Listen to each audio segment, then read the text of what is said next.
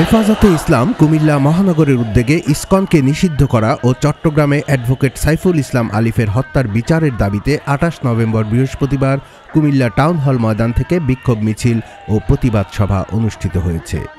এতে সভাপতিত্ব করেন হেফাজতে ইসলামের কেন্দ্রীয় সহ সাংগঠনিক সম্পাদক ও কুমিল্লা মহানগরের সভাপতি মুফতি শামসুল ইসলাম জিলানী।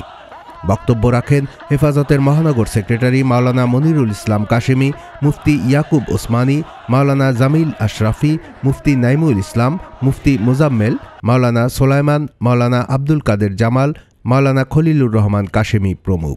বিক্ষোভ মিছিলটি কুমিল্লা টাউন হল মাঠ থেকে রাজগঞ্জ, মোগুলটুলি ও কেন্দ্রীয় ঈদগাহ সড়ক প্রদক্ষিণ করে কান্দিরপাড়ের পূবালী চত্বরে এসে শেষ হয়। সমাবেশে বক্তারা ইসকনকে অনতিবিলম্বে নিষিদ্ধ করা, শহীদ সাইফুল ইসলাম আলিফের হত্যাকারীদের দ্রুত বিচার কার্যক্রম শুরু করা এবং দৈনিক প্রথম আলো ও দি ডেইলি স্টার পত্রিকা নিষিদ্ধ করার দাবি জানান। প্রতিবাদ সভায় বক্তারা জোরালো দাবি উত্থাপন করে বলেন, যারা দেশবিরোধী কর্মকাণ্ডে সক্রিয় তাদের বিরুদ্ধে যথোপযুক্ত ব্যবস্থা নিয়ে আইনের শাসন প্রতিষ্ঠার নজির দেখাতে হবে সরকারকে। হেফাজতে ইসলাম দেশের শান্তি এবং নিরাপত্তার স্বার্থে সংযত আছে, তবে এদেশের মুসলমানদের ধৈর্যের একটা সীমা রয়েছে, তা সরকারকে মনে রাখতে হবে। তারা অনতিবিলম্বে দেশের শান্তি শৃঙ্খলার স্বার্থে তাদের দাবিগুলো বাস্তবায়নের জোর দাবি জানান। পরে দোয়ার মাধ্যমে কর্মসূচির সমাপ্তি ঘোষণা করা হয়। কুমিল্লার কাগজ নিউজ ডেস্ক।